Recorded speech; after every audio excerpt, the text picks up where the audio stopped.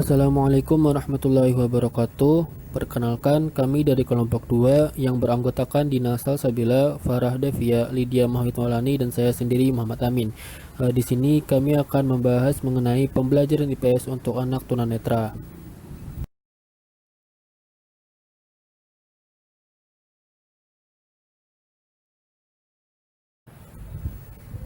Nah, sebelum kita membahas lebih dalam mengenai materi yang akan kami sampaikan, alangkah lebih baiknya dulu kita mengenal atau mengingat kembali apa sih itu anak tunanetra.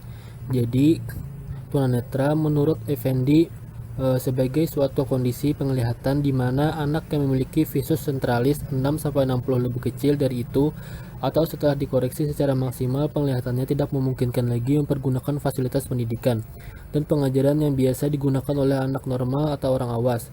Tunanetra juga berasal dari kata tuna yang berarti rusak atau rugi dan netra yang berarti mata. Jadi tunanetra yaitu individu yang mengalami kerusakan atau hambatan pada organ mata.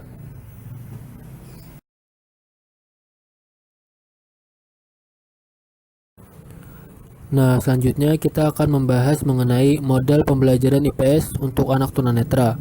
Model pembelajaran adalah satu perangkat pembelajaran yang kompleks yang menaungi metode, teknik, dan prosedur.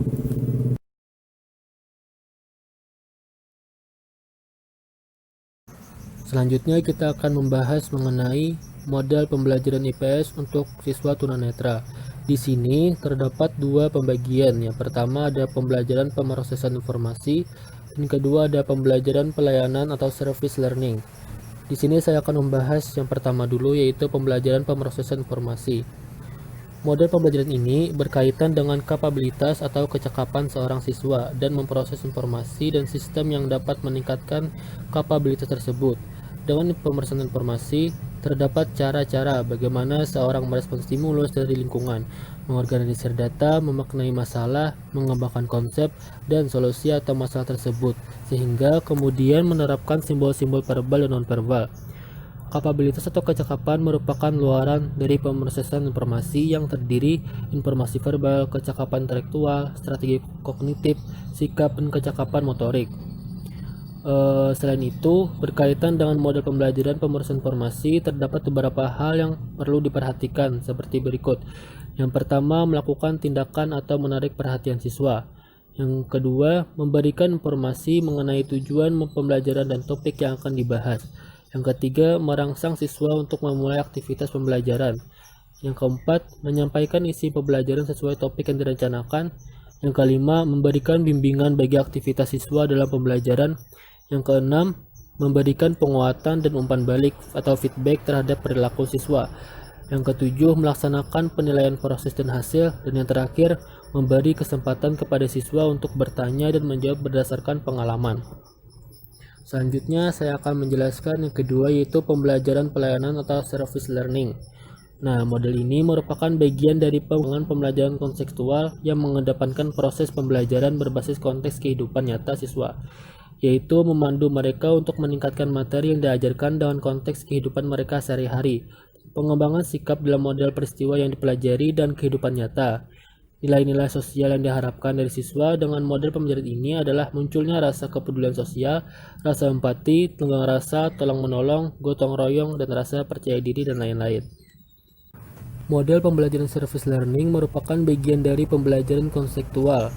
Pembelajaran yang berbasis konseptual ini merupakan suatu pendidikan yang holistik dan bertujuan memotivasi siswa untuk memahami makna pelajaran yang dipelajarinya, dengan meningkatkan materi tersebut dalam konteks kehidupan mereka sehari-hari dan membekali mereka untuk memiliki pengetahuan, keterampilan, serta sikap secara komprehensif. Pembelajaran konseptual diharapkan mampu memberikan makna kepada siswa. Pada prakteknya, pembelajaran berlangsung secara alamiah dalam bentuk kegiatan mereka bekerja dan mengalami, bukan mentransfer pengetahuan dari guru ke siswa. Salah satu model yang bisa mewakili pembelajaran konseptual lain dalam melaksanakan pembelajaran seperti di atas adalah dengan service learning. Model ini sebagai model pembelajaran berbasis layanan, yakni menempatkan siswa dalam konteks bermakna yang menghubungkan pengetahuan awal siswa dengan materi yang sedang dipelajari.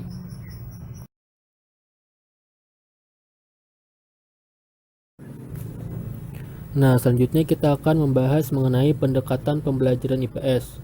Di sini terdapat ada dua pendekatan yang nantinya bisa kita terapkan untuk memberikan pembelajaran kepada anak tunanetra.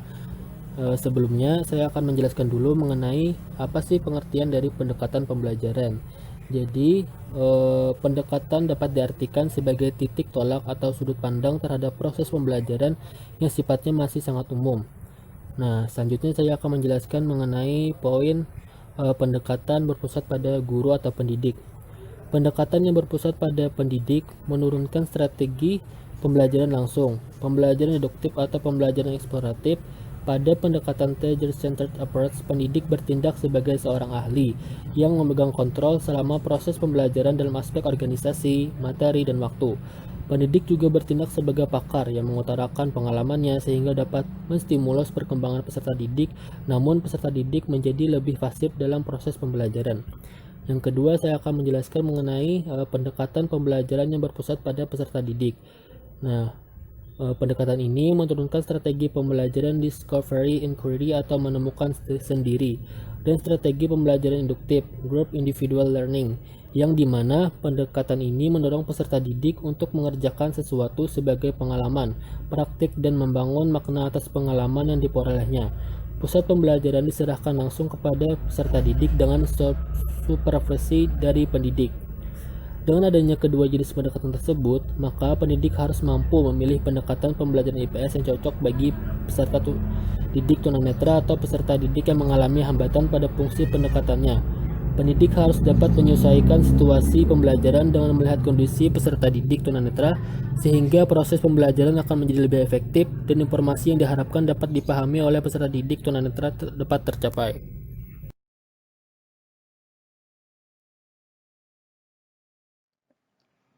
Di sini saya akan melanjutkan materi selanjutnya, yaitu strategi pembelajaran IPS. Strategi pembelajaran pada dasarnya adalah suatu usaha untuk mendapatkan hasil yang secara tepat dan optimal dari semua komponen yang terlibat dalam proses pembelajaran, sehingga proses pembelajaran berjalan dengan efektif dan efisien. Beberapa hal yang dapat dijadikan sebagai bahan pertimbangan dalam menentukan strategi pembelajaran adalah: yang pertama, berdasarkan pengolahan pesan terdapat dua strategi, yaitu strategi pembelajaran deduktif dan induktif. Strategi pembelajaran deduktif adalah strategi pembelajaran yang menerapkan penalaran dari hal-hal yang umum terlebih dahulu untuk seterusnya dihubungkan dalam bagian-bagian yang khusus.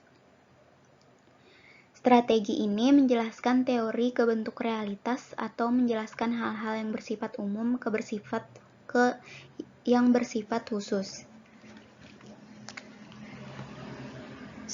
Selanjutnya, strategi pembelajaran induktif adalah sebuah pembelajaran yang bersifat langsung tapi sangat efektif untuk membantu siswa mengembangkan keterampilan berpikir tingkat tinggi dan keterampilan berpikir kritis.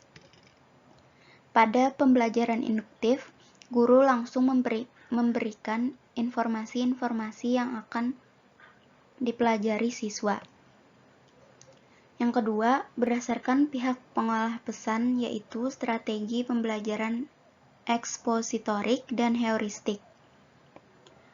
Ekspositori merupakan strategi yang dilakukan guru untuk mengatakan atau menjelaskan fakta-fakta, gagasan-gagasan, dan informasi-informasi penting lainnya kepada para pembelajar. Jadi, strategi pembelajaran ekspositori ini adalah strategi pembelajaran yang menekankan kepada proses penyampaian materi secara verbal dari seorang guru kepada sekelompok siswa dengan maksud agar siswa dapat menguasai materi pembelajaran secara optimal.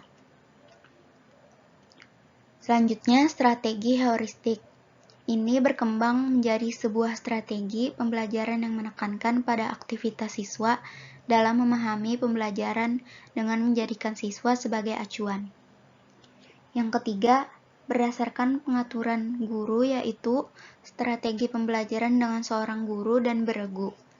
Yang keempat, berdasarkan jumlah siswa, yaitu strategi klasikal, kelompok kecil, dan individual. Yang kelima, berdasarkan interaksi guru dan siswa, yaitu strategi tatap muka dan melalui media.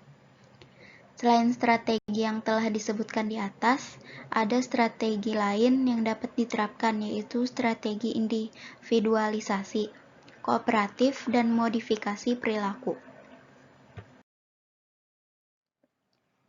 Di sini saya akan melanjutkan materi selanjutnya, yaitu strategi pembelajaran IPS.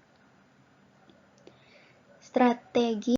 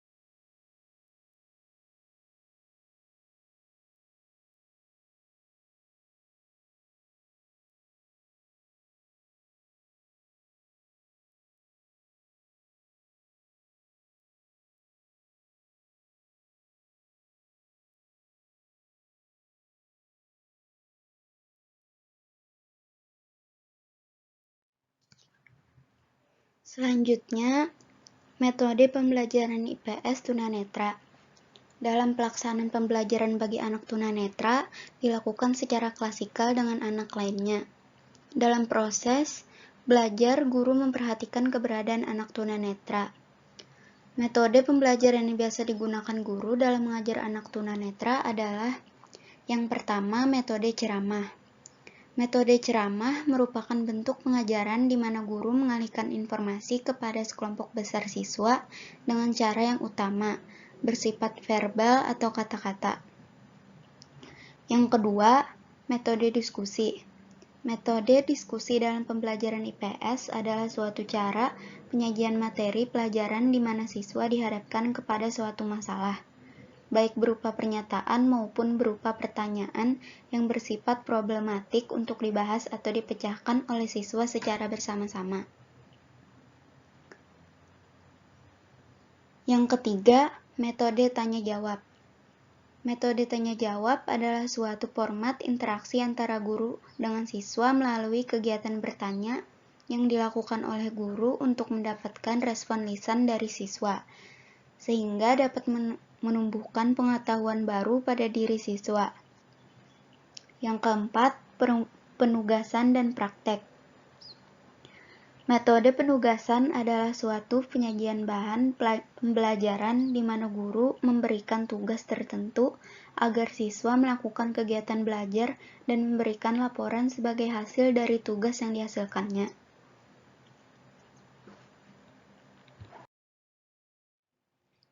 Selanjutnya, media pembelajaran IPS tunanetra.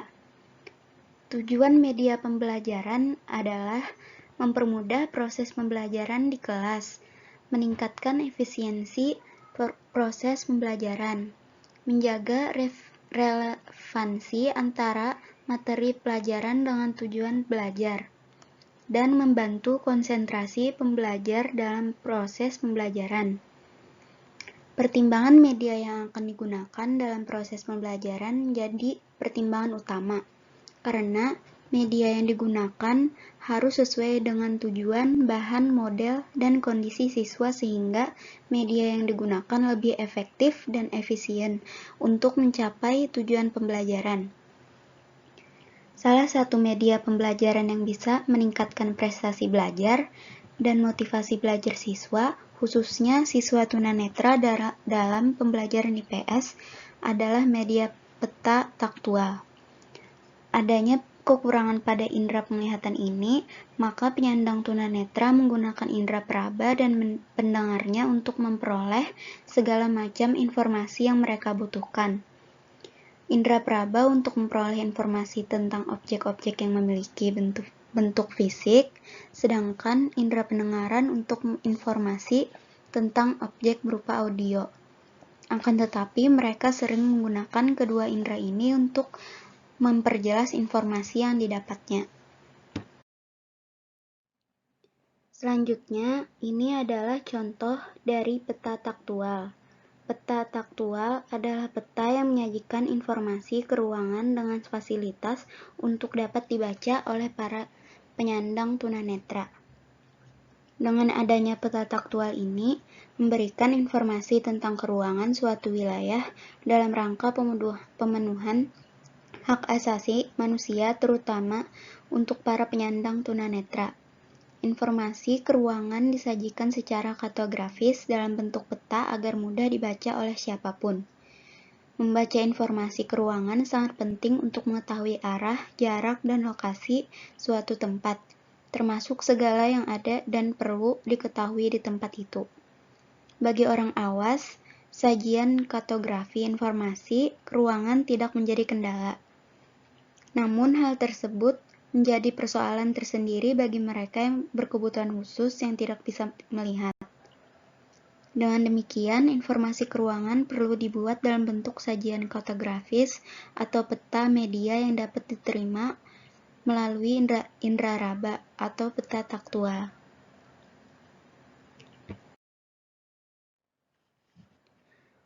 Mungkin itu saja yang dapat kami sampaikan. Salah hilap mohon maaf.